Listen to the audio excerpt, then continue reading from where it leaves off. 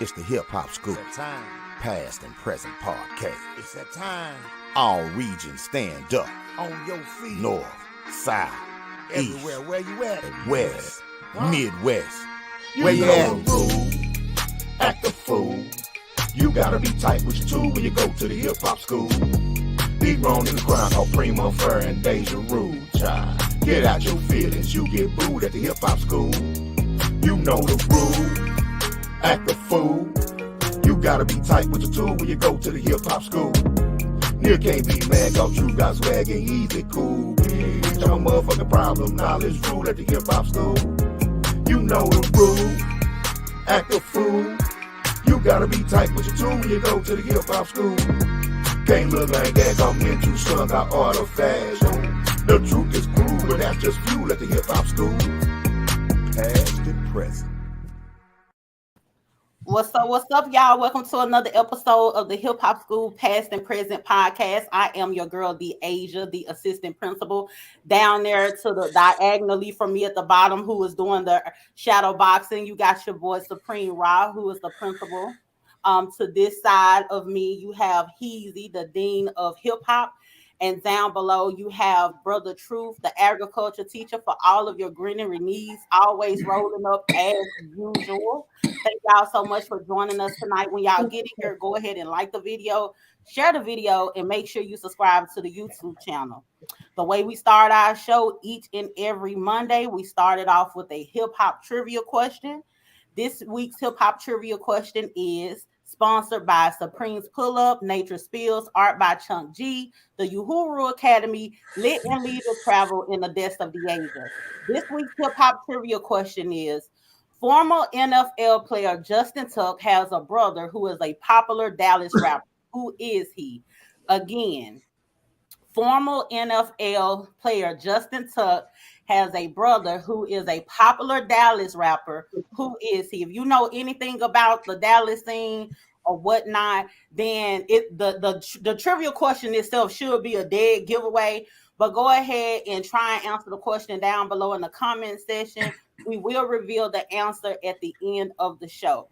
Hey, I'm saying, that question ain't too easy because a lot of these Dallas rappers ain't too famous, so it might be hard. Oh, that's shade. Hey, you know that's who my boy Earl Spence came out to when he whooped that motherfucking Cuban ass at last fight. Oh, yeah. All right. Okay. Stand up for your city, for your state. Yeah. Shout out to Dallas, man. Shout out to Dallas. Well, tonight we have a very, very special guest in the building. We have someone in the building who is not only a jeweler, he is a rapper, and he's also a digital content creator. We have none other but Atlanta's own Sandman Esquire in the building. Sandman the jeweler is here to brace our platform and chop it up with us tonight. Without further ado, welcome to the show, Sandman. How you doing tonight? I'm doing good. I'm good. Thank you for having me. No problem. What up, my boy? What's happening? You got your tool with you? All the time. All right. Gotta have your tool when you come to the hip hop school, baby. Yes, indeed. This will actually be our very first time of having someone on the show who does something like, well, I would say more so the design and fashion aspect of hip hop, the hip hop culture. This will be our first time of having someone like yourself on our show. So thank you for coming on here, and I'm sure that you'll give us a lot of insight on how the jewelry industry actually works, because in hip hop, a lot of us we get into the grills and the jewelry, the drip, but we don't know the back end of how that all works. So hopefully, throughout this conversation, you will be able to walk us through that and give us some insight. I look forward to it. And you're based in the name of your company is Grillz Done Right. Grillz Done Right. And so what part of Atlanta are you located in? We located on the south side, right off of Old National Highway. So anybody that know anything about the south side, anything about Atlanta, College Park, that's where we at. For sure. That's the spot. Yeah, I know where that's at. Hey. So before we get into the whole jury thing, you yourself you a rap artist too. You rap and you know what I Correct. mean. I am. Yeah. So taking it back, man. When as far back as you can remember, when did you fall in love with hip hop, and who was your biggest influences to get you to start making music yourself? Man, to be honest, my mama was playing Cool Mo D when I was in the womb. She used to take the headphones and put them on the stomach. You know what I'm saying? Okay. So I always been loving hip hop. And then my mom, she did a little stint as a music manager. So when I was probably like in middle school, you know what I'm saying, it'd be people coming to the house, freestyling, recording, you know what I'm saying, using the equipment and stuff like that.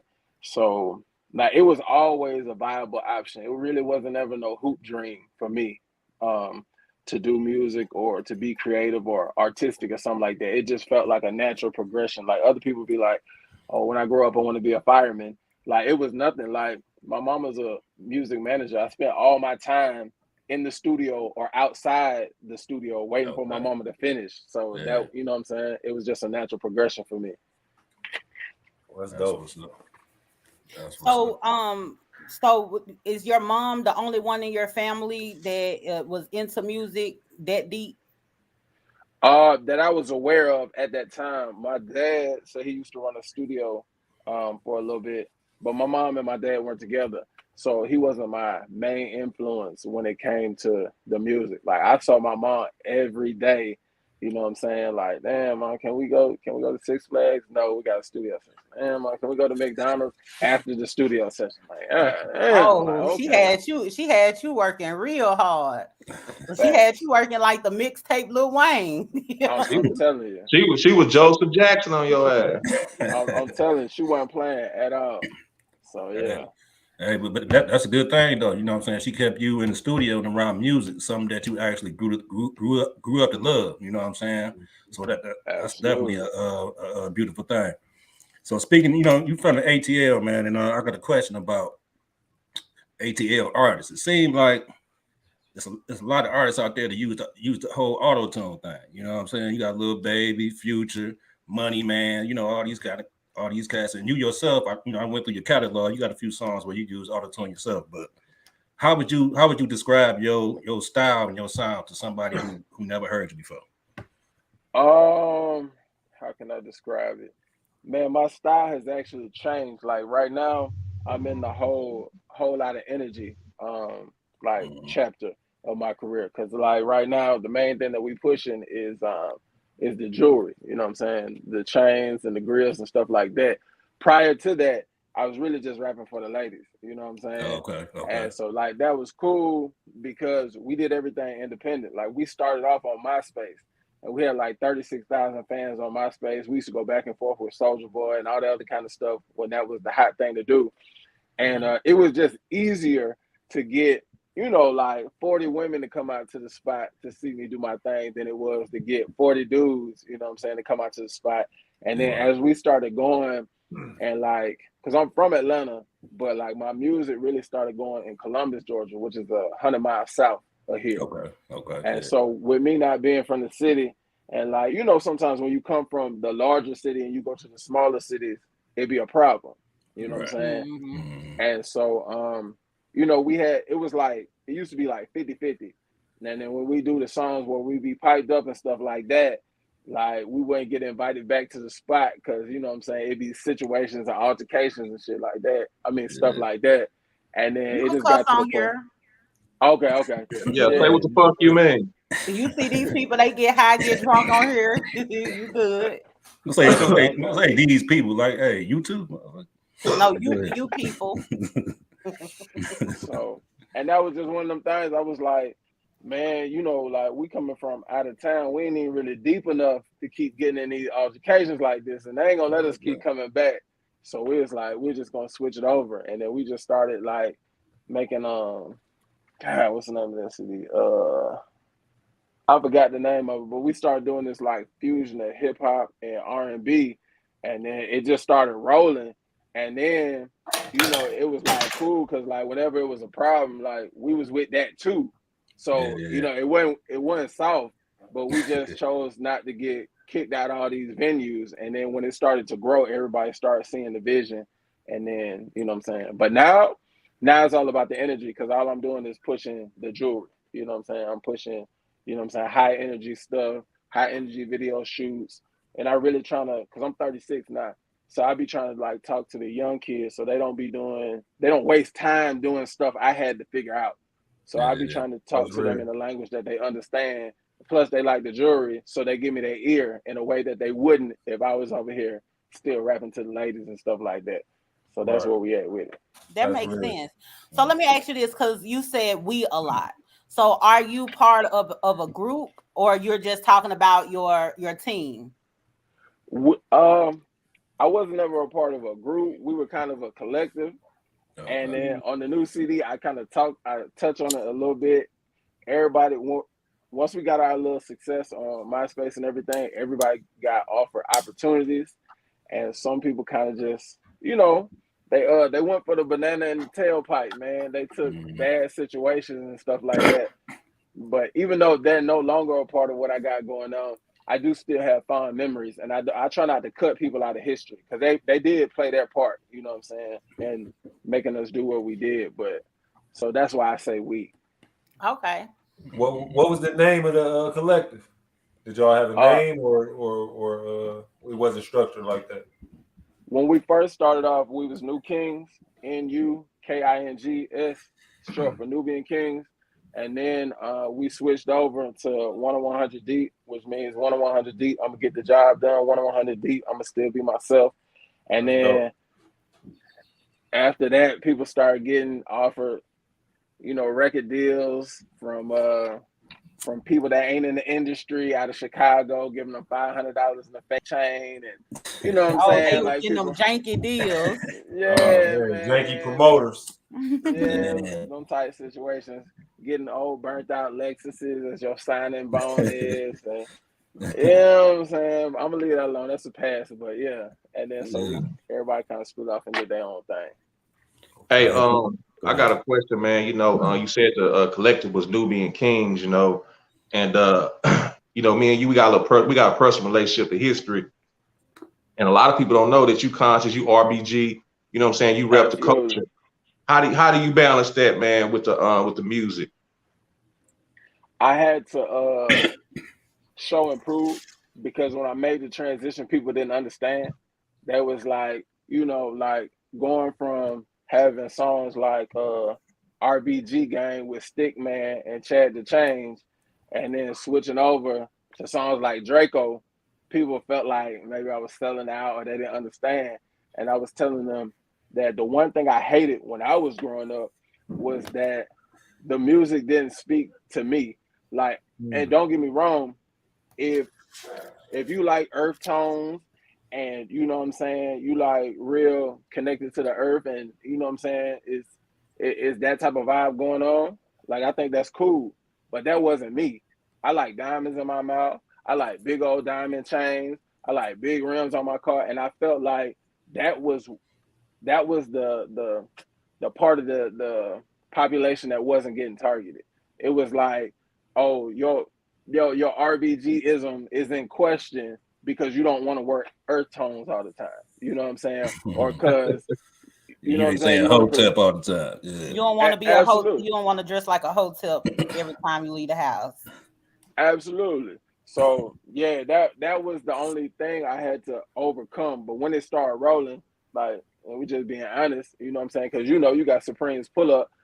When the money started coming in and the success started happening, and everybody started seeing the billboards go up around Atlanta, there's nothing left to talk about.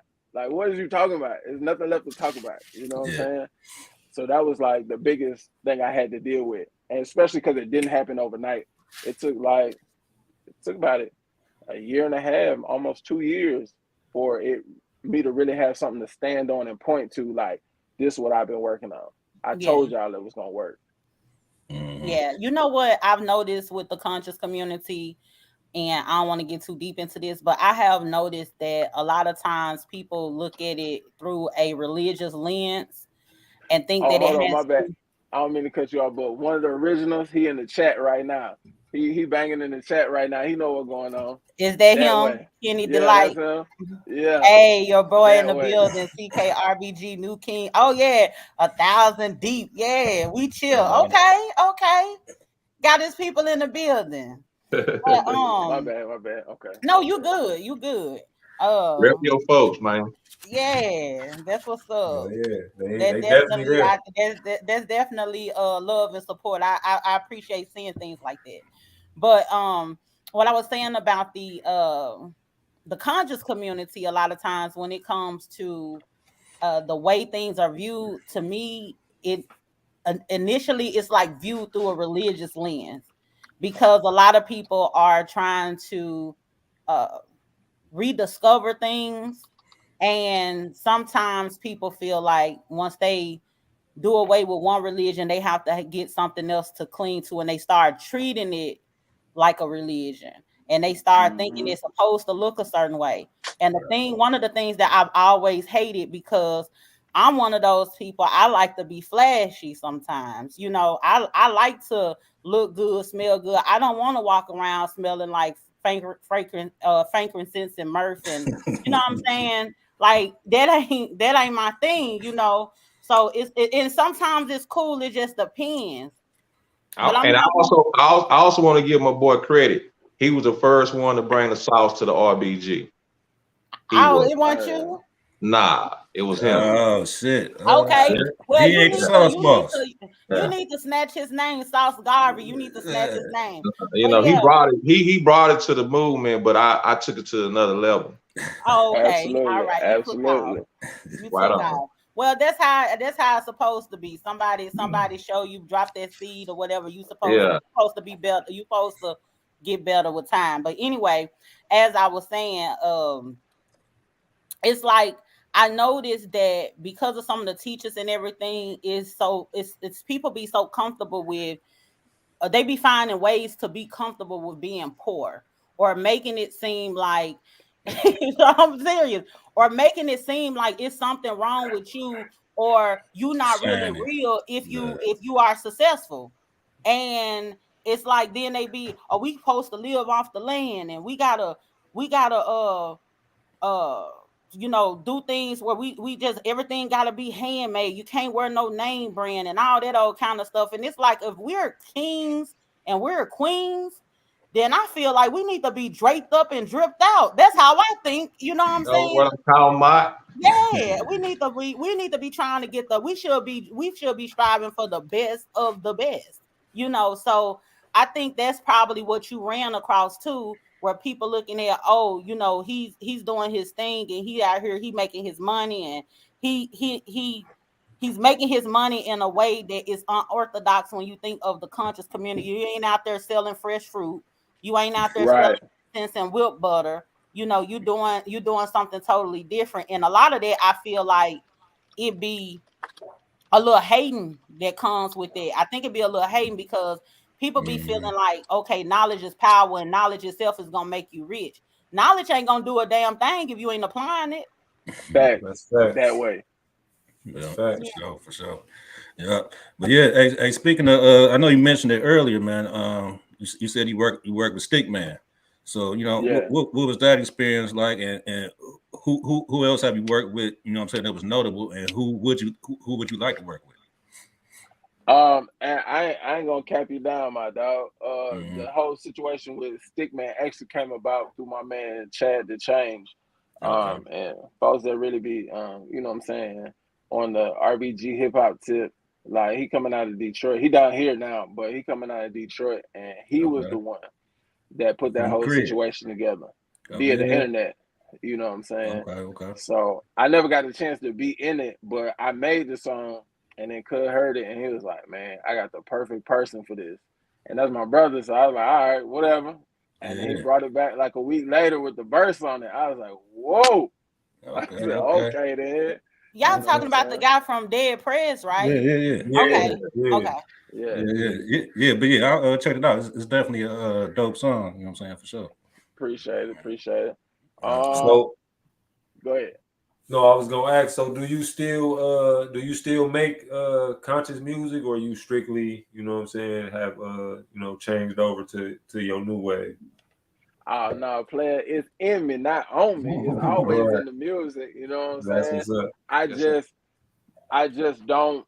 I give it It's in me, not on me, man. I just give it to him in a different way, like she was saying earlier. You know what I'm saying? Like I don't know how to explain it. I just put You it in the don't music. oversaturate it, and then you also you found the balance. Right. I found the balance, and I identify who the enemy is. So I give you the same trap music, I give you the same beat, but I ain't talking about banging on my brother when I'm talking. Yeah. You know what I'm saying? I'm Yeah. talking about who my Yeah. real enemy is, You and ain't I talking ain't about afraid killing to niggas. say it. Yeah, for sure. Exactly. You know what I'm saying? Right. But if you like that aggression, I'm gonna give you the aggression, but I'm gonna show you what direction to point it in, and Exactly. That's then real. I'm gonna That's for tell you sure. that I'm standing on business. You know what I'm saying? Like I'm saying what they afraid to say. You know what I'm saying? Like I was telling everybody on Facebook probably like 2 weeks ago. I ain't had this code switch in about 2 years. My company bring me all the money that I need. I don't report to nobody. Don't nobody tell me what to do. I do what I want to do when I want to do it. You know what I'm saying? If I choose not to do something, it's because I choose not to do it. But it ain't because I'm Somebody too tell far to the left or I'm too far to the right. You know what I'm saying? Like I even tell kids, like, I wasn't always here. Don't let me lie to you. You know what I'm saying? Some folks jump off the porch, or you know what I'm saying, they bang how they bang or whatever early, and their trajectory gets slowed down. You know what I'm saying? I tell kids that sometimes it's okay to walk with the devil till you get across the bridge. Cause I'm here now. Now I can Yeah. do. It's like my mama used to always tell me, you could party big now. Like when she was keeping me in the house during high school, and she used to be telling me, like, because I played Division I basketball, and it was hard for me to balance in Atlanta with everything going on. But Hell she was yeah. like, you could party small now, or you could party big later. And I ain't understand, but I Yeah. understand now. So I be Yeah. telling these kids, hold it in the row. I know all that stuff looks fun. I know it looked like a good time, but man, just stay alive. You know what I'm saying? Keep building your business. Do what you need to do. You're gonna hit one day, you're gonna look up, you're gonna hit 32, you're still gonna be fly, and you're gonna be able to do whatever you want to do. You know what I'm Yeah. saying? Yeah. So yeah. Hey, you That's keep good game. That's scripture right there. yeah, Yeah, that's good game right there. you keep speaking about the kids. So I did my homework on you, and I seen that you work with special needs kids, right? I You know what I did. I mean? was a Or teacher did or for used to. 14 years. Yeah, used Okay. to. Yeah. Okay, that's what's up. So we got this kind of ongoing conversation that came up a few episodes ago. You know what I'm saying? So I just want to get your thoughts on working with kids, or being an influencer, being a teacher, you know what I'm saying, to kids or something like that, and having certain content in your music. Like, do you feel it's a contradiction? You know what I'm saying? And how did you navigate that whole, that whole dynamic? And let me add to Uh, this real quick before you answer it. Also, when you're answering this question, I want you to take this into account as well. Do you feel like someone like a teacher who has direct access to kids have more of a social responsibility as well, and whether you feel like they have to be a little bit more cautious with the content that they put into their music? Yeah, for sure. to navigate, I really was kind of forced into it. I had my first regional hit maybe like 9, 10 years ago. It was called Swagger Swiper. And I actually was in a classroom then. I ain't had no choice. It blew up. Everybody knew it. People were coming to the school trying to drop off their demo tapes. They want me to hear their son rap, their other son that's in high school. Can I mentor him? So I didn't have a choice. And because I work in my community, and my community loves me and I love my community, I was just myself. You know what I'm saying? Nobody expects you to be perfect. And I Right. explained along the way that was one of the problems with education. When I was growing up, I didn't feel like it was for people like me, because Okay. I didn't want to wear a suit. I wear a suit and tie sometimes, but I didn't want to wear it all the time. You know what I'm saying? I didn't want to code switch all the time. I didn't want to put on my Poindexter voice all the time. Like, it's okay to just be you. You know what I'm saying? And that's what was important. Because I ran into a lot of issues. Like, I used to have cornrows when I was younger and I was in education. And, it became a thing. And I was like, what is it about the natural state of my black hair that bothers you? these kids they look like me. So you want me to give them some artificial aesthetic, or you want me to be myself so that they can be successful and know that, like, you don't have to go so far and then decide, am I going to be cool and take this route, or I'm going to be a square and go this route? How about you just be both? How do you be successful and cool at the same time? You know what I'm saying? Facts. So, and as far as watching what I used to say back in those days, it just wasn't in me to say nothing super reckless. No way. You know what I'm saying? I was always trying to grow. I allow myself to grow as a person. You know what I'm saying? I try not to hold myself to some standard that's impossible. But, you know, I wasn't talking nothing crazy anyway. So it just really wasn't, you know, it wasn't that difficult for me. Sure. Yeah. So before we get into the next portion, because we definitely want to get more into your I didn't have the what you call this shit, a slip of the tongue or whatever. Jewelry. We want to get more into your work in the jewelry industry or whatever. And before we do that, we have a song of yours that I think that is very fitting for the show called Grillz Man, that we want to play for the people and let them hear, you know, how you get down on the mic. So we're going to play that real quick. So before we play that song, y'all, I'm going to represent the trivia question. Y'all try to answer it down below in the comment section. Let me see where your hip hop knowledge is, Sandman. Hey, I told you, nobody gonna know that shit. All right, no, I think I know that already. I ain't for sure, but I think I know so that. If you think you know it, we're gonna put you in the hot seat. You're gonna be the when we get down to answering it, I'm gonna ask you first what you think the answer is, okay? No Google. Okay. No Google. Yeah, look at him now. He already looking down like this here. You already Anyway, okay. So the hip hop trivia question is: former NFL player Justin Tuck has a brother who is a popular Dallas rapper. Who is he? Again, former NFL player Justin Tuck has a brother who is a popular Dallas rapper. Who is he? Y'all go ahead and try and answer that question in the comments. We will reveal the answer to the question. And nigga cold on the mic too. At the end of the show, he killing most everything out of Detroit. All right, stop it. Look, y'all ready to fall. You know what I'm saying? Detroit still trying to hang in there. They trying to hang on there. Don't beat them up too bad. Don't beat them up too bad. Y'all crazy? Y'all ain't hip. Y'all need to get hip. Hey, Sam, man, if you didn't know, man, the two brothers, they from Detroit, man. So you got to excuse their delusion sometimes. Yeah, and they killing shit. You from Atlanta, you already know what's up. You know what I'm saying? You got the D and the A like cousins for real. We done took that money. Now y'all rub elbow. Everybody fuck with the D, huh? Yeah. Oh, man. The real D.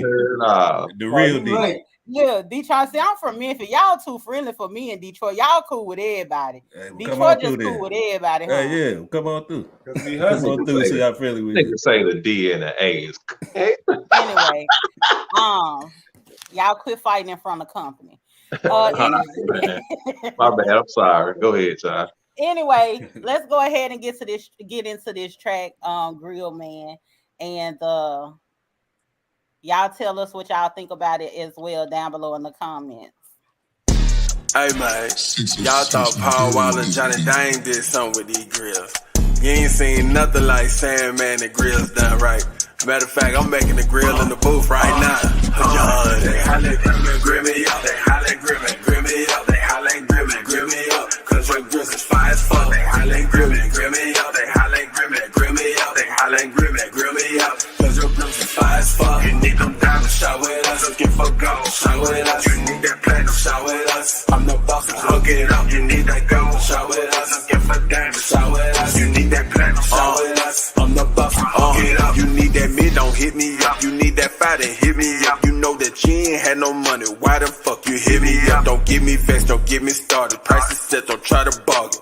Do not touch the merchandise. Bitch, this ain't Target. Looking dusty, wanna shine? You got money, I got time. She might have told you no before, but VVS has changed her mind. Get it from them, she walking back. Get it from me, she hit rewind. I ain't talking about no maybe, man, it happen every time. They hollin' grim me up. They hollin' grim me up. They hollin' grim me up. Cause my Grillz is fire as fuck. They hollin' grim me up. They hollin' grim me up. They hollin' grim me up. Cause your Grillz is fire as fuck. You need them diamonds, shot with us. Looking for gold, shot with us. You need that platinum, shot with us. I'm the boss, hook it up. You need that gold, shot with us. Looking for diamonds, shot with us. You need that platinum, shot with us. I'm the boss, I hook it up. They call me Sandman the jeweler.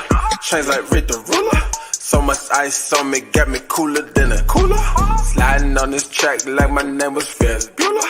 Sorry, little mama, but beggars can't be choosers. Me and my posse, we in your party. We too deep, so police can't stop me. Wrist hella rocky, diamond hit like Rocky. In the Dominican, they call me Poppy. They hollin' grim me up. They hollin' grim me up. They hollin' grim me up. Cause my Grillz is fire as fuck. They hollin' grim me up. They hollin' grim me up. They hollin' grim me up. Cause your Grillz is fire as fuck. You need them diamonds, shot with us. Looking for gold, shot with us. You need that platinum, shot with us. I'm the boss, I hook it up. You need that gold, shot with us. Looking for diamonds, shot with us. You need that platinum, shot with us. I'm the boss, I hook it up.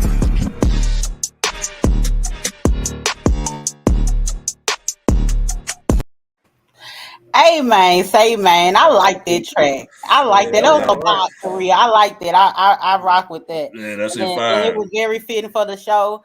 And how long ago did you do that? Because I heard a little bit of that franchise white tea little flow up in there in the like towards the end.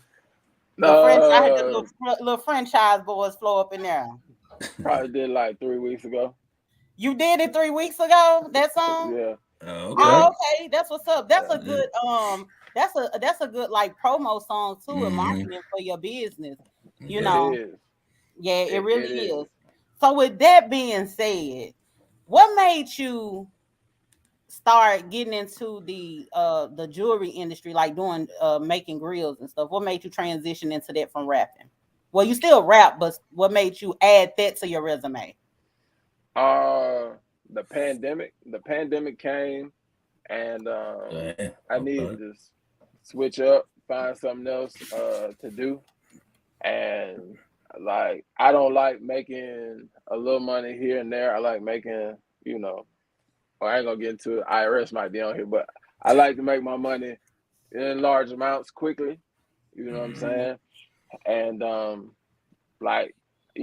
always love grills. I always love jewelry. Now I may not have always been able to afford it, but I always loved it. You know what I'm saying? Right. And I told the story a couple times. I took my I took my little $300 and I was like, you know what? It's the pandemic. Ain't no motion going on. I'm gonna just do something for myself. And I stumbled across this guy on Instagram. I pulled up to his shop. It was an old beat down like warehouse. I wasn't even sure I was in the right place. And I walked in and I was like, man, I want to get a grill. I saw y'all on Instagram. He was like, okay. And then somebody in the back happened to be playing my music. And I was like, that's me. And he was like, that's not you. I was like, nah, that's me, for real. And he was like, nah. And I went to my Instagram. He was like, you got a lot of Instagram followers. And then he was like, look, man, I can sell you this grill, or I can show you how to make grills, sell this to you at wholesale, and you just bring me a whole bunch of customers, and we'll call it even. And then, it was history from there. That's a dope story. Right. And so basically, you didn't start doing grills until 2020? Yeah, about September, October 2020. Yeah. That's crazy because I went through your pictures trying to find trying to put everything together and put the show together. I would have thought you've been doing this for a very long time because your work is really awesome, like for real. I used to have a grill back in the day. I had me I had me a couple of slugs, Right. I had four across the top with the I had 2 open face, and then I had 2 solids with the princess cut or whatever. You know, I'm from Memphis, so yeah, but just about everybody get them a grill at some point. Right. So yeah, we had went to back in the day there was Mr. Goldman we used to go to and get our grills and stuff like that. And so just like knowing, you know, the difference between somebody who just started out versus somebody who been doing it for a while, you could kind of like tell the difference in the work. And your work looked like you've been doing it for a very, very long time. And with that being said, you welcome. With that being said, I'm finna get a little messy right now. Because we finna get a little messy because I ran across a video of yours, right? I think you know why. I think you know where I'm finna go with this. But I ran across a video of yours, and you was talking about people. There's some guy that's do grills. I'm finna be messy. I gotta be messy real quick. There's some guy that do grills as well, but he charged half of your price. So what ends up happening is people will go to him to get their grill done, then they'll come to you try and fix it. And you had said like in a matter of 2 months, you had like 9 different people commenting. You had like 9 different people coming to you. So my question is this: when those people come to you, cause have you got to a point because you had said something, we ain't gonna keep doing this. So you had said something, we ain't gonna keep doing this. Have you gotten to a point where you start turning them people around, or you go ahead and help them out? Like, because I know it got to be some hard work to come behind what somebody else did with all the moles and stuff like that. I try to put up enough PSAs that if you go on my page, you know what's going on. And if you choose to do that, I tell people all the time, being cheap is expensive. You know what I'm saying? Like, if you do it wrong, the first time, you're still gonna have to pay me. You know what I'm saying? That's got to happen. You know what I'm saying? And I tried to take it easy on people. Like, I understand. So I'd be like, look, get in where you fit in. If you know you can't afford no diamond grill, like, just go with the gold, or we'll figure something out until you get there. But don't keep doing this. You know what I'm saying? So now I don't go behind him and fix anything. He done took my pictures down off his Instagram now, but he was using my pictures on his Instagram. Oh shit! Yeah, you know what I'm saying? That's crazy. After I put that video up, he took it down or whatever. But I don't fix anything anymore because like some people ain't appreciative. You got your way to fix something and then it don't quite work out or whatever. But I was like, bruh, it was trash to begin with. You know what I'm saying? Now it's upper echelon trash. You know what I'm saying? Right. That's what you brought me. I ain't had nothing to work with. It's like to the point where you almost gotta melt the gold back down or something at this point and remold and everything. Like people, because I remember when I had first got my grill, because my teeth, I have real little teeth, you know what I'm saying? And so when I had first got my grill, like the way that they had did it, I did exactly what you're talking about. I went to somebody that was cheaper than where people you usually go. Then you got somebody that's a little bit cheaper or whatever. I did that, and essentially I ended up paying more money because however my mold was, it didn't go the part is at the top, it didn't cover all the way at the top. So it was like it was looking very ridiculous, and I had this space in between or whatever. So I'm in a club, back then you young, so you gonna mug, you know what I'm saying? You're gonna show your grill and everything. I'm showing my grill and I'm looking about crazy as hell, like it's gonna fall out, like it's flipping out my mouth, you know what I'm saying? So now I gotta go to Mr. Goldman and get it right, and I ended up spending way more money than what I could have had if I would have had went to Mr. Goldman's in the first time, based on what I spent fooling with the person who messed me up and what I had to spend with Mr. Goldman, I could have got slugs across the top and the bottom. Right. But I was playing, but so you can't go the cheap route when you're doing something like that for real. Hey, I dropped a little 2800 on mine 10 years ago. Okay. Okay, Okay. I see you. I see Hey, you. but a few stones done fell out, man. So I need to get with you ASAP. Hey, I'm ready when you ready, brother. I'm ready. I know it. I know it. Hey, so speaking of Mr. Goldman, like DeAsia said, so the whole jewelry industry, period. You know what I'm saying? There ain't too many black jewelers, you know what I mean? So what are some of the challenges of being a jeweler in a industry dominated by, everybody else? Lack of respect. Okay.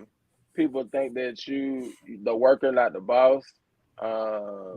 People think that they think you a security guard. Damn.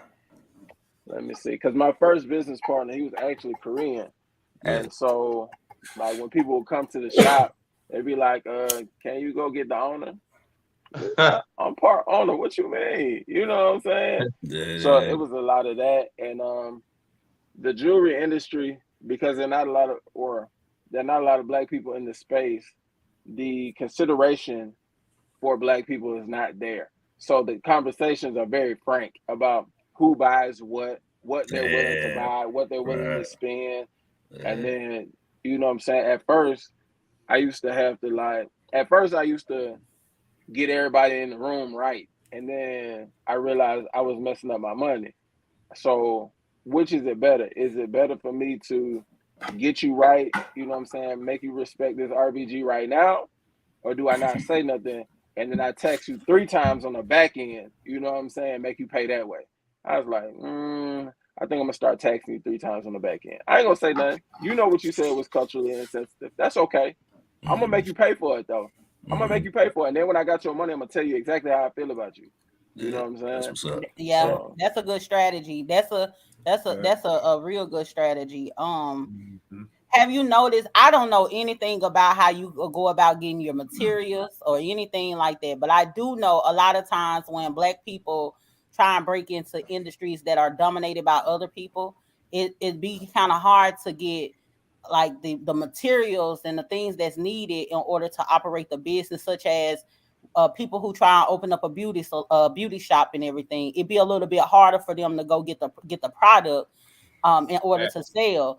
I don't know what you guys have to actually go get and how y'all got to get it in order to run a jeweler. But I wanted to ask you, did you run into some type of discrimination with having access to the material in order to be able to function in the role that you're functioning in? Absolutely. Y'all ever seen that movie American Gangster with Denzel? Oh yeah, for sure. Mm-hmm. So you remember when Frank Lucas, right? He was trying to grow, but they put the glass ceiling on him and the plug just wouldn't give him what he needed. So he said, forget it. I'm going to just take a trip over there myself. And then when he went over there himself, then he made blue magic and just blew up.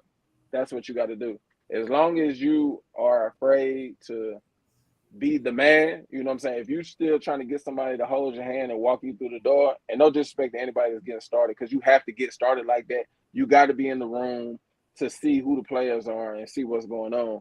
But as long as you are waiting on somebody else to help you out, they're going to step on it because they got to get something for themselves. You know what I'm saying? They got to make something for their hard-earned time and, education and whatever they put into it.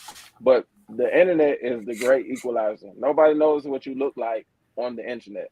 So, you know what I'm saying? You find you a connection in China. That's some free game for any jewelers out there. You find you a connection in China. It's probably not going to come from India, but you find you a connection in China, and then you go that way. And then you know what I'm saying? You got to let them hang. You got to jump out there. You got to make an investment in yourself. You know what I'm saying? You got to go buy the materials yourself and bet on you. And you know what I'm saying? You can't have no babysitter. You know what I'm saying? Like, I know Supreme Right, he know what I'm talking about. You gotta let him hang, man. You got to, all right, I'm finna do this. I'm finna put this $10,000. It ain't no perfect moment to get out there, man. We be waiting on the perfect moment, the perfect situation, the perfect circumstances. You just gotta go, man. It's a fear that we have to overcome. And once you overcome that fear and you understand that it wasn't even necessary to be afraid of this shit, you just gotta do it, man. Get out there, especially if you know who you are. Shit, get out there. Absolutely. And we could overthink ourselves to a point. We'll overthink ourselves so much till we don't end up not doing anything because we been thought so much about processes that we don't even you still don't know how none of this stuff really go for real. This your first time of doing it. You trying to overthink something that you are not even aware of, and sometimes you just gotta put one foot in front of the other and just step out there and just do something. And sometimes people try to grow before the man. They try to expand before the demand, and they put a lot of stress on themselves and everything like that. And it's like wherever you got, whatever you got that you could just right now, let me start just right here, right now. And as time comes, it's gonna grow. But a lot of people be trying to aim for perfection and want their journey to look like somebody else's.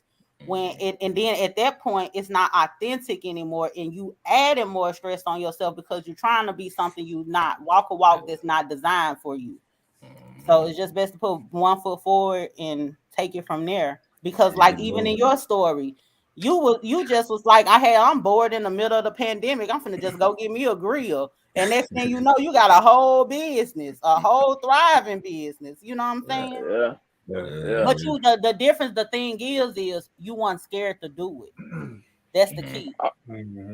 Absolutely. And then it's okay to not know. That's something I had to teach myself. Like I spent so much time trying to research stuff on the internet, trying to ask people, trying to look stuff up. Yo, shout out to Raymond Pace. His album just dropped here in the comments. I did his grill. I did his permanent diamond grill, and I did his son's grill, and I'm gonna do his other son grill. But shout out to him. But yeah, man, I had to get over nobody know nothing when you first start. It's just not possible. So forget it, whatever. I know I'm him. So no, I don't know now, but I'm gonna know in a little bit. So I'm gonna go ahead and get started. I know you know, but see, people mess up when they spend so much time trying to fool people into thinking that they know stuff that they don't know. So now you at the table looking crazy, you being aggressive. You talking crazy to these people. Whole time they laughing on the inside because they are beating you. And they know they're beating you. They know you don't know nothing. So just be easy. You know what I'm saying? And that's real, man, because that's your ego. You know what I'm saying? Because I used to be worried about, well, what if they see this flaw? Or what if they don't think I know about this with this or this or that? Nigga, they ain't nobody worried about that shit but you, but me. You know what I'm saying? Yeah, people, if people fuck with you, they fuck with you. And they're gonna be willing to grow with you. You know what I'm saying? So I had to get past that shit too, man. Yeah, that'd be the hardest thing for people to do, to just say, I don't know and bow. I'd rather say I don't like to look stupid. So I'd rather go ahead and say I don't know. So let me say I don't know. You know what I'm saying? This is not my expertise. This is not my ministry. This is not my calling. Listen, I'm like, I don't know. You hear me? Hey, so Sandman. Oh, my bad. I didn't mean to. Go ahead. You can go ahead. Trill. Hey, so do you got a top 5 people who you made a grill for yet, since you've been doing it so short? Like, you know what I'm saying? Do you got notable people that you made a grill for? Do you got a top 5 like grills that you made, or you know what I'm saying, notable people that you made a grill for or something like that that you proud of? I'm gonna start by saying every one of my customers is my top 5, and I'm definitely proud of everybody that decided to spend black dollars with black people. But like notable people that people might know, like if you're in a battle rap, I did Arsenal the Rebel. I did him and his girl. I did their grill. If you know about the West Coast or you watch the TV show Wildin' Out, I did Watts homie Quan. I did his grill. He funny. Yeah, he real funny, man. He just dropped a new skit today where he was impersonating Nip. Let me see. Who else? I'm finna do my mama grill in a minute. I'm excited. Okay. That's what's That's up, number right one, there. baby. That's number one, That's right cool. there. Right. Right. Mama want a grill. That's dope. That's dope, man. Yeah, man. That's cold-blooded. But gotta make I'm sure trying you to. nice. Other than that, nah, man, it's just kind of built off the people, and I think that that's what makes us so strong. Is like I be popping it because I ain't got no industry friends. I ain't getting no Hey, handouts. you about to do Supreme Rod Grill? That's major. Right, I'm about to do Supreme Rye Grill. That's extra major. You know what I'm saying? Yeah. So, Hey, I was gonna ask you a question, man, about so how you feel about what I'm saying, like jewelers, like like the Jacob the Jewelers and the Johnny Dangs and what I mean, Hutch, what I'm saying, from here in Detroit, shit like that. Like do you take something from them? Do you kind of learn from them? Do they inspire you in any kind of way, or do you just look at them as exploiters, what I'm saying, as usual, like most of the motherfuckers usually are? What a culture vulture. Yeah. right. Yeah, it's both. I see them as both. I'm mature Okay. enough to see inspiration wherever I need to see it to get motivated. But I'm very clear on what you're doing. I understand that 98% of all grills are sold to Black people. You know what I'm saying? 99% are sold to people of color. I know you are not. I know that you set up shop in my neighborhood. You don't set up shop in other people's neighborhood. I understand that you make 99% of your income from my community, but you don't reinvest in my community. I'm very aware of what you're doing. You know what I'm saying? So, and then the further you get into the game, like trying to think, fuck it. The further you get into the game, you realize everything ain't made by everybody. Some folks just be the face of stuff. You know what I'm saying? Yeah. And smart money say it's only 24 hours in a day. It takes me 6 hours to do a regular grill with no diamonds in it. If I'm doing 40 grills a week, clearly I'm not doing them. You know what I'm saying? You better go get you some help. You better teach your homeboys how to do a mold. You know what I'm saying? Because Grillz Done Right is an organization. Like Sandman the Jeweler, I'm the face of it, but by no means am I the only person over here working. You know what I'm saying? So yeah, the further you get into the industry and the further you get into the game, everybody knows this shit is like a basketball team. You know what I'm saying? Like you might got Steph Curry, but it's a whole bunch of other people. It's the starting five, and it's a whole bunch of people on that bench. On the bench ain't about shit. Yeah. Yes, indeed. So go ahead, Supreme. So you do grills, you do pieces, chains, rings, watches, bracelets. He done asked my question. You be doing bust down watches and stuff? We do. With the whole bust down situation, this is kind of how that works. We can put diamonds in a watch that you already have, stainless steel, gold, silver, it doesn't matter what it is. But or we can get it from the manufacturer already bust down. And see, that's the part that folks don't tell you. Like they be charging your arm and a leg, but they really just going to the wholesaler and getting them. And a lot of these Rolexes and stuff, because Rolexes have perpetual motion, like they are powered off the movement of your wrist. They never die unless the mechanism on the inside of it dies. That's why when you get a Rolex, it comes with a car, a box, and some papers, because once a year you're supposed to send it off to get it serviced to keep that mechanism going. So a lot of these Rolexes that you see people having on, they really be from 1992.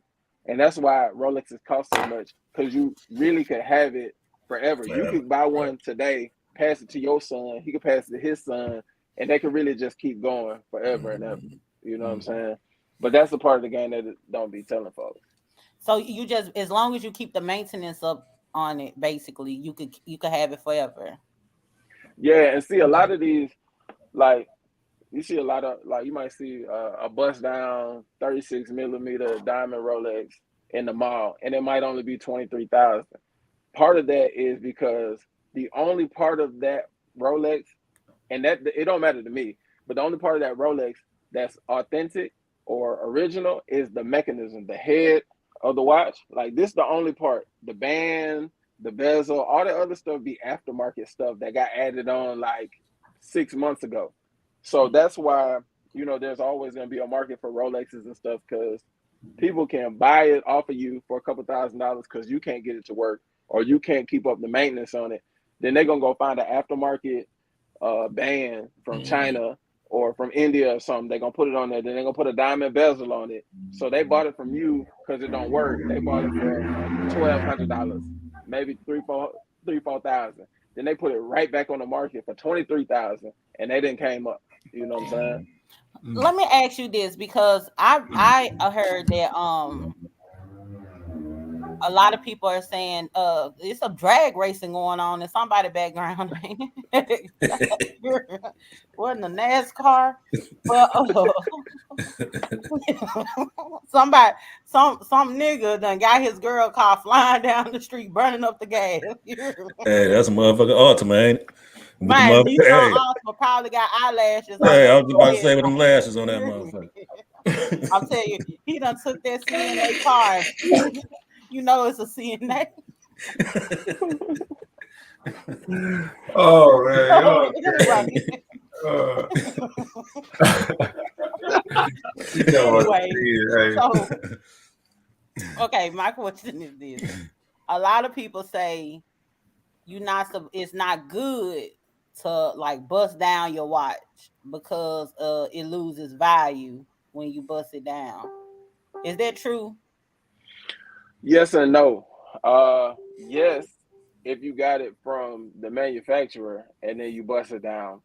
But I ain't gonna say 10 times out of 10. 9 times out of 10, if you got it, it didn't come from the manufacturer. It was already a 92, 93, 90 version already. It was already a day. It was already 20 years old. So no, it doesn't lose its value because you're not buying it directly from Rolex. That's 9 times out of 10 not happening. And there is a market for it. I've been watching jewelers hit people with that game for such a long time, and it's trash. And they just say that to get you to lowball you so that when you come in and times is tough and you trying to sell your bust down Rolex, they hit you with the lie like, don't nobody want this. I don't know where I can resell it. You absolutely know where you can resell it. In your store, online, on Instagram. All the rappers want one. You know what I'm saying? Man, it's the same concept. Go ahead. Go ahead. Finish your point, bro. I was just saying it's the same concept behind people saying, don't put no rims on your car. Ain't nobody gonna want it. Don't put no new paint job on your car. It loses value. If you didn't buy it brand new from the dealership, it don't matter no way. And you might even boost the value because somebody might want some folds on their car or some 22s on the whip. You know what I'm saying? Yes. Baby blue paint job or something. So you know what be pissing me off is all these rappers doing these drops and commercials for Icebox, Johnny Dang, and bro, that shit be all of them be non-black people, bro, and they be like Sauce Walker do that whole ass shit. Lil Baby, all of them, man, it's like they are bragging. Like that's the way to brag now. Is to spend money with these people. Look who I spend money with. Yeah. Like, nah, that's backwards to me. You know what I'm saying? That shit, like, why have you reached out to any mainstream hip hop artists to do a drop for your show, for your business? I have, and here's the thing about that. It's big bank take little bank. A lot of these promos and stuff they be doing, them jewelers, like I only been in business like a year and some change. All right, give you some perspective. I've only been in business about a year and some change, right? Like some staggering number, like 65% of all diamonds around the world come out of the diamond district in New York. So that means that the entire world, more than half of the diamonds are coming out of the diamond district. So what that allows them to do is, we need a shout out from Lil Baby to boost our, boost our revenue or whatever. Let me go get one of these bust down Cubans that I done had in the vault for like 10 years that won't nobody buy, and let me give it to him so he can give me a shout out on Instagram. And then I'm finna make 5 times, 10 times what that thing was worth. So that has become the game. People are accustomed to that. So somebody new in the game, I don't know. I ain't got no vault. I ain't got no vault to give you no bust down Cuban. You know what I'm saying? Yeah. I can't give you no Rolex that somebody gifted to, because my daddy was a jeweler and he gave me his stash when he retired, and he had some old Rolexes in the back that don't nobody want no way. And I can't do that. You know what I'm saying? Right. But all is fair in love and war. And that's why I don't complain. Because you give me 5 years, I'm going to be doing the same thing. Other people going to be complaining, damn, everybody giving a shout out to Sandman. I can't keep up. Yeah, I know. Because I just be picking up game. It's all fair in love and war. I ain't tripping. But that's so it ain't no just genuine black love, huh? Nah, not really. They be paying them, you know what I'm saying, giving them stuff. And then on top of that, like just more free game or whatever, like the markup on jewelry is ridiculous. That's why we can stay in business, because I don't have the overhead that other people have, but the markup be like almost like 1,000%. Like, that's you know what I'm saying? They get it from the wholesaler. It might have cost them $3,200, but they just charge you $13,000 to make it. So when you come to the shop and he say, I'm little baby, I'm gonna give you a deal. I'm gonna only charge you $5,000 for this thing that usually costs $13,000. You feel like you got a deal, right? Right. You're still killing them. Yeah. Yeah. Hey, but that bring up a point, man. I don't know if you heard about the situation here in Detroit with the jeweler Hutch. You know what I'm saying? Yeah. So I guess you heard about that. You know what I mean? So it's a lot of rumors. Nobody really know what happened. You know what I mean? And we ain't gonna get into all that. But a few of the rumors was, he was involved in some street business, whatever. You know what I'm saying?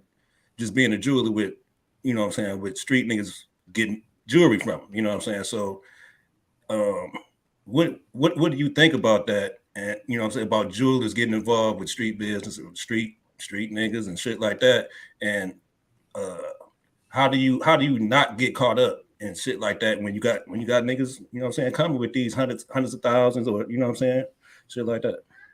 Shit, jewelers be street niggas. They just be from other countries, and then they come here. You know what I'm saying? I felt like I should have had the Charleston White moment right there. That's a hell of a point. Charleston White moment. That's a hell of a point, though. That's all it is. Because you gotta look at, like, wholesalers don't offer credit anymore. They damn near want you to come with like cash. They really don't even want you to pay with a card no more, right?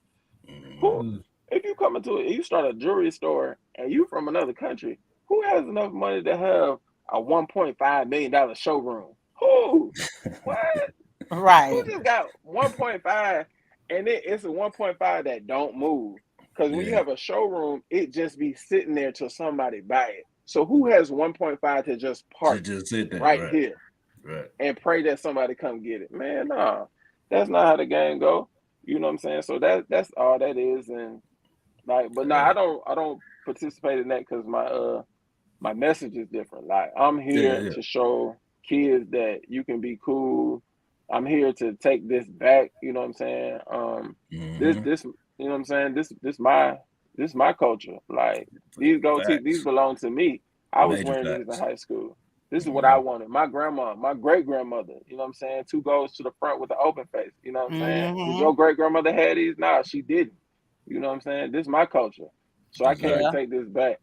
So even when you come to the shop, like, my whole shop is black owned, because we do car wraps, car lights, rims, stereo systems. We do a whole bunch of stuff. But even when you come, the conversation that we have now, this is the conversation that I have when people come to the shop. So you know what type of energy to bring to me and what type of energy not to bring, because I don't need no money, and you're not going to derail the movement because I just don't need no money like that.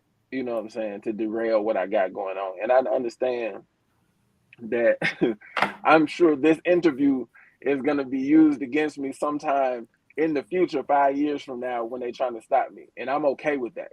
You know what I'm saying? I'm very okay with that. So I watch how I move. I watch what I do. I pay my taxes. I do all of those things. So I understand what time it is. You know what I'm saying? My mom always taught me, you know what I'm saying? If you're finna go to war, you better get your ducks in order. You better get your money right. You know what I'm saying? And I understand that it's going to come a time when the platform gets big enough that they're going to have to come see me. Icebox going to have to come see me. You know what I'm saying? Well, not Hutch because he dead. But, like, Icebox going to have to come see me. Them boys down in Florida, they're going to have to come see me. And I'm popping it. I ain't scared. I'm popping it. I rap. I'm wearing the jewelry. I'm putting it on in the videos. You know what I'm saying? How can you stop me? And I'm with all that. So how can you stop me? That's the shit. You know what I'm saying? That's what's up. And you know what? You made a point. You took me back to my childhood when you was talking about your grandma and them wearing the ghosts. Because even when they done went and got all their teeth pulled out their mouth, when they go get their denture, they gonna have that one. You know what I'm saying? That one solid in their dentures. That way. You know, your old great grandma, she had golds in her mouth. So you absolutely right about that. Absolutely. We know that the streets can be nasty, right? And we know there's some wolves out there, and people are hungry right now. Do you worry about being food, a target? Nah, cause I move with I move with love and respect. But like I don't know if you can see, you probably can't see it, but like tattoo on my arm, you know what I'm saying? My angels got AKs, you know what I'm saying? Like that's how I feel. Like I come with love and respect, but it ain't no hope. You know what I'm saying? Right. So like I get the same energy that I receive. But the biggest part, you know, not to invite that type of energy to myself, the biggest part is I move with love and respect. So you really have to just dislike me. You have to go out your way. Because like what 50 Cent say, people say they want a problem and I say no problem. Like I don't want no smoke. I don't want no problems, no nothing. So you really have to come out your way to get me upset, to get, you know what I'm saying, get in my line of vision, to get me to go back and forth with you. Especially now, like I was talking to my mom about that. Now that I got a shop, like when I was just rapping, first line, everybody know, first line out of my mouth, I always be like, hey, cuz, Atlanta not that big. Just see, we don't gotta talk about it. Just see me when you see me outside. But now I be like, nah, I don't want no smoke, cuz you got it. Just don't come to my place for business. We don't got no problem. You know what I'm saying? Right. So, and for anybody watching, we do not have a showroom. It is appointment only. You cannot get through all 3 gates if you don't have an appointment. So don't come to the shop. There's nothing for you. There's nothing there. You know what I'm saying? So, appointment only. You heard it. Appointment only. Grillz Done Right. So by you being you know what I'm saying, you say you heavily influenced by the RBG, you know what I'm saying, and you a successful business. What are some of the things that you do in the community? Because you know what I'm saying, I can tell, you know what I'm saying, just by how you talking that you got love for the people and that you know what I'm saying, giving back in some type of way. I offer mentorship. Like I used to, that was something, I'm glad you brought that up. That was something that I used to like kind of struggle with. And I realized that it's more important for me to get to where I'm going and then show somebody the way than to try to one-to-one everything that I'm doing, trying to bring you along. And like, I'm trying to teach you what's in the book, but I'm only 10 pages ahead of you. You know what I'm saying? Right. That don't always work. So what I try to do is, now that I'm focused on the jewelry and stuff like that, if you want to learn, you know, kids want to learn or anybody wants to learn, then I give you the opportunity. I give you the shot that other folks not going to let you do. Icebox not going to let you intern at Icebox. Like, you can't come in there talking about, you know what I'm saying, I want to, no, that's not happening. But if you want to come to Grillz Done Right, you come to Grillz Done Right and I'll show you what I know. And I'm honest. I don't tell people that I know stuff that I don't know. You know what I'm saying? So I know you touched on it a little bit earlier, but so if somebody want to get started in the whole jewelry game, you know what I mean, with some ways, and you know what I'm saying, they can do that. There's some things they need to do to, you know what I'm saying, to get started. If somebody wants to start in jewelry, and this is just my personal opinion, I think the best way to get started is probably with Grillz, because it's low barrier to entry. The overhead is very low. You can be the model for your own product. You know what I'm saying? You just put it in your mouth and just go forward. Yeah, all that other stuff requires a huge investment. You can't buy unless you just got bread like that. You can't buy no Rolex. And then even if you do, like, it's not going to fit everybody's wrist. So now you have to be able to adjust it without damaging the product. What if don't nobody want it? Because, you know, Rolex is coming a sort. There's Day, Sky Dwellers. You could bust down Jubilee bands. It's so many varieties. How do you even pick the right one that somebody's gonna want? So now you have this you got this $15,000 investment in your pocket, praying that somebody want it. You know what I'm saying? But with the grills and stuff, and then the chains are the same way. Like everybody's neck size is different. Everybody's looking for something different. Everybody's pendants are different sizes. So you be stuck sitting with these chains for a year and you done made no money and you be ready to cry every day. But you know what I'm saying? But if you go with these grills, they tell you what you want. You need to find you a plug. And if you need a plug, come to Grillz Done Right. We'll hook you up. You know what I'm saying? We'll make it for you. You can put your name on it. We don't have to put our name on it. And you can start you a whole business. Like we actually have a kit. I used to do classes on how to manufacture grills, but that was a little too time intensive. So now we have a $900 kit that allows you to start your own grill business. It gives you everything that you need. We'll even shoot little promo videos like we do for ourselves. We'll shoot them for you and put your company name up there so you can get started. That's shit.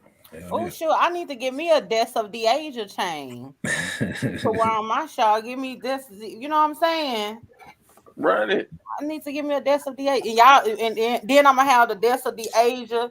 Then I'm going to get another one because I ain't never been in touch chain. I'm going to get a Death of the Asia, Hip Hop School, Past and Present. There might be a whole lot. So we might have to abbreviate that. You know what I'm saying? Right. I ain't got that much money. You know what I'm saying? So we might have to abbreviate that.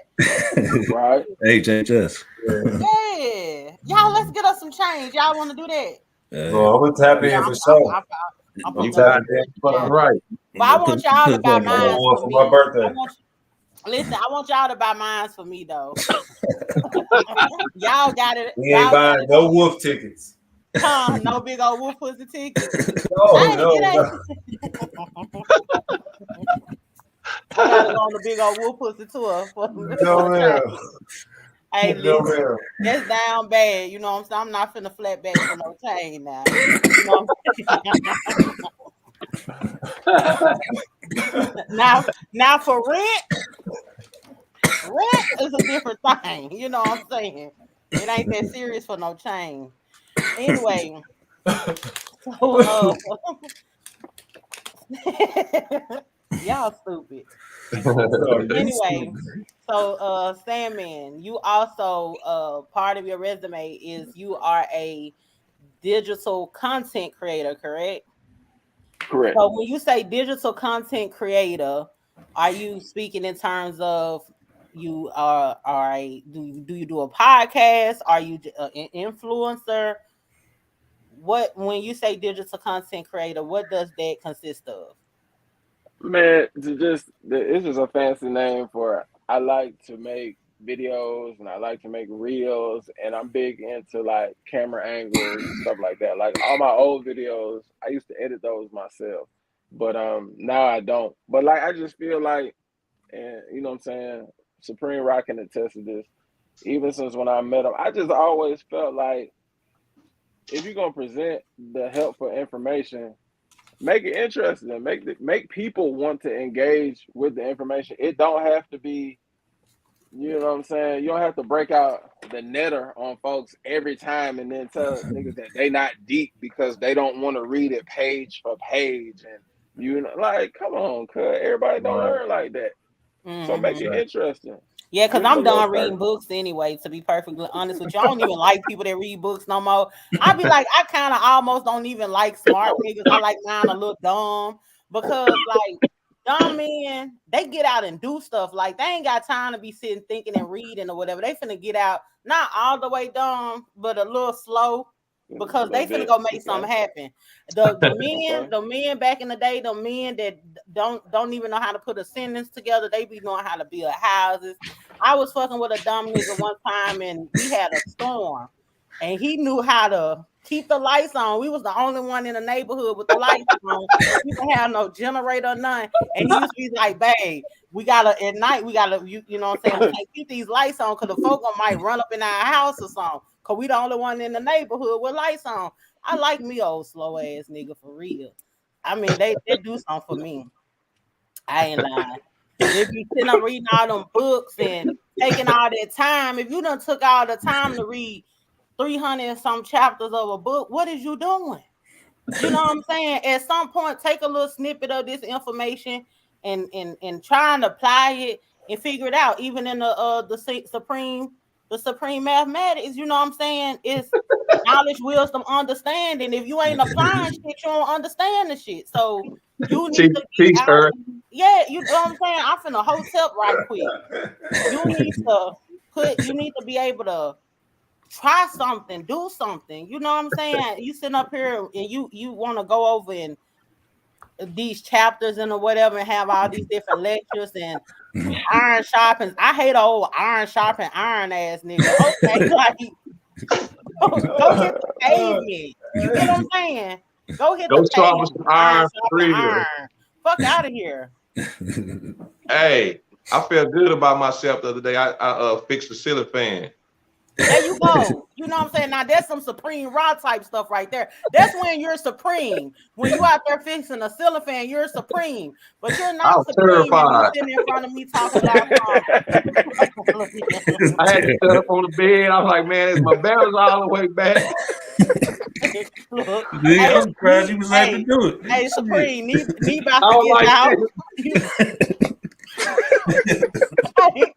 Hey, you slow as hell. You ain't turn the ceiling fan off. No, I'm saying I had to stand on the bed. Oh, so you was man. I was still, like, man, if I fall and bust up something, man, it's gonna be epic, an epic fail. I catch your ceiling fan. Yes, indeed.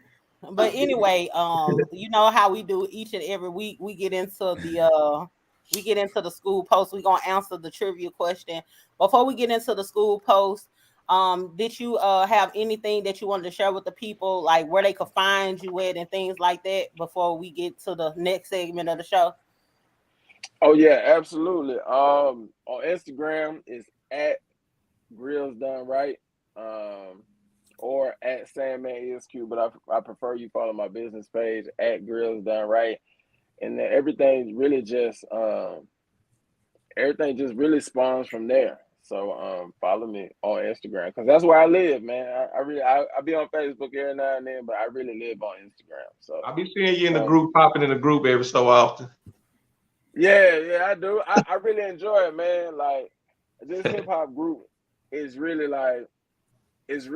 dynamic because it's past and present. So it allows everybody to get in where they fit in.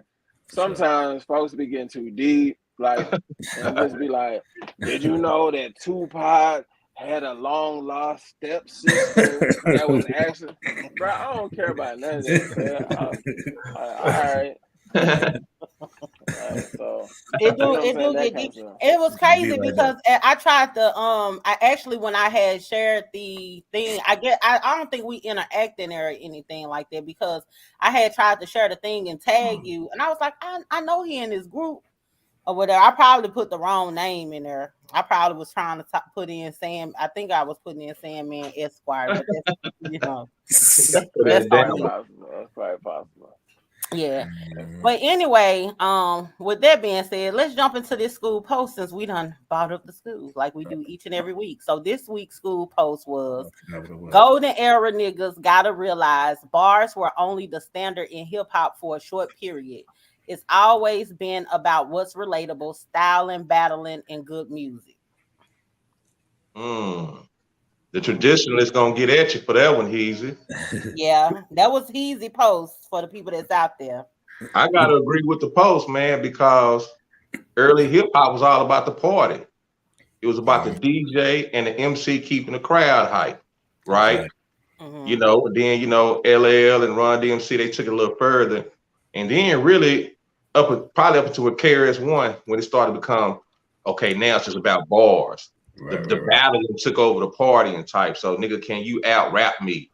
Mm-hmm. And then Rakim came with some old other shit. You know what I'm saying? Cool G rap. They flipping syllables and double all that old type shit, man. And they got to the point to where if you did something different that was really part of the original way, and you was considered whack.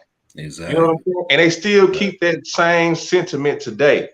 Hip hop has various styles, and different, you know what I'm saying, places of origin, man. So everybody gonna come with whatever resonates with their soul, man. So yeah, bars to me, bars don't dominate my hip hop. I love bars. I appreciate people who are creative, but a lot of that shit be trash to me too. Yeah, because to be honest with you, for a good song, I think that the beat trumps bars. Add Jadakiss. Yeah. Man, what you think about that, Sandman? What you think about that post? Nah, I have to say I disagree. I think like in order to have the discussion, you have to define your terms, and I think depending on where you from and what you do, your bar is different. Like, you know what I'm saying? If you West Side RSC, you might say something that's slick, but if you ain't a part of that culture, it don't resonate with other folks. You know what I'm saying? They might not have caught what you said. You know what I'm saying? But it don't mean it's not a bar. It just means that you ain't a part of that life, so it don't matter in the same way. But I think bars are important. Like, look at Mo3. Mo3 music probably gonna live forever. Cause he had the bars. Well, you know when we say bars, we talking about in the so-called traditional bars. Yeah, like just straight bars where they're not worrying about beat. I think Pimp C got bars, but in traditional way, he ain't got bars. I know what you saying, but a lot of traditionalists, them stuck in the 90s niggas who think Cool G rap is the only niggas that got bars. They wouldn't even give them Mo3 a chance, to be honest. Like the traditionalists or the hip hop purists, a lot of them wouldn't give Mo3 a chance. And you're right about that. Yeah. That's true. But I still feel, you know what I'm saying? I still feel it's the same because, you know, we from the South. So I always felt like New York bars didn't pertain to me anyway. You know, that's how I feel too. It was unrelatable. Right. So like when somebody say something slick and they from the South, like when somebody come on the track and said you ain't saying nothing slick to a can of oil, that's a bar to me. Right. Like, that means something to me. Yeah. You know what I'm saying? So let me ask you this. Okay, so I had said that I feel like Project Pat is a conscious rapper, right? Because like, okay. Oh my God. Here we go. I'm just say, okay, bear with me, y'all. Walk with me real quick. Walk with me real quick. Hey, you about to walk off a bridge with it. You about to walk off a bridge with it. Go ahead. Listen. So when you was like with the relatability to me coming up in Memphis, I come up in Memphis, right? And the environment is a certain type of way. So when you hear a cat that's been in the streets and he's able to tell you how to move and he's able to tell you about what to look out for and things like that, for me, that type of awareness and being able to give it back to the people and deliver it in a way to touch them, to me, that's conscious. It might not be the same type of conscious where it's like, you know, we finna be trying to figure out the hologlyphs or something on a pyramid or whatever, but all at the same time. What is it? What is it? The hologlyphs? What's the shit on the pyramid? The hieroglyphics. Hieroglyphics. The hieroglyphics. That's what y'all here for. This lady, man, you are the hieroglyphics on the pyramid. I've been drinking this tequila and I got to me. Said the hologlyphics. Hey, you ain't gotta keep saying it. I'm finna mute your mic. you tripping too now. I'm finna mute your mic. So I had been saying all my big words right, and I just messed up one. So you know I'm good. So anyway, doing good. So here it is. Here's the thing, right? It's like when I listen to Project Pat, the stuff that he'll say, to me, it resonates so in a way. I feel like if for conscious music to hit you, it needs to be something that you could relate to, something that you could take home, something you could use in your day-to-day living. It's not just this feel-good rhetoric or anything like that. So when I listen to Project Pat, not to make it seem like, you know, he's someone like a who would you consider like a conscious quality? Yeah, I'm not saying he's like that, but for me, I feel like he tapped into certain people in their environment and their conscious level, and it's relatable and it helps guide them in a way. Now, is there some negativity in his music? There is some negativity in his music, right? But all at the same time, I feel like there is a lot of lessons in his music as well. It's a lot of teaching in his music to me. And that's the reason why I feel like it's conscious. So I feel like don't none one of y'all agree with me right now, so I'm gonna keep going. What you think about that, Thanks, Sandman? man. I can see it in his face. He don't agree. Do you get where she coming from? I get where she coming from, but that's like a real slippery slope. That's like reach. Hell of a reach. Nah, I ain't gonna say what I was gonna say, but that's like people that are one thing but identify as something else. Like, okay, all right, you want to make Project Pat a conscious rapper, but like he do what he do. You know what I'm saying? There's no need to make him a conscious rapper. He do what he does. He's a very real rapper and he's very relatable, but Mr. Don't Play, like the whole album, like he was reality, right. Reality rap is say he's street conscious. No. He might have conscious songs. You know what I'm saying? He can have a couple conscious songs here and there that's relatable with where he teaching, telling you, you know what I'm saying, some shit like that. But overall, that nigga ain't no motherfucking conscious rapper. Hold on. Let me say something. On my side anymore. You will have somebody like Killer Priest, right? Everybody say everybody agrees across the board he's a conscious rapper. What's conscious about riding on the back of a dinosaur? He said he rides on the back of dinosaurs and arrives on the earth on an angel's wing, and that's make believe fairy tale shit. That can't help nobody in a day-to-day life. That's why I said Project Pat said he out here on this blade trying not to get cut. Like niggas, niggas out on the blade can understand. Like that shit is. I'm just playing devil's advocate right now. You gotta really define what the fuck conscious is.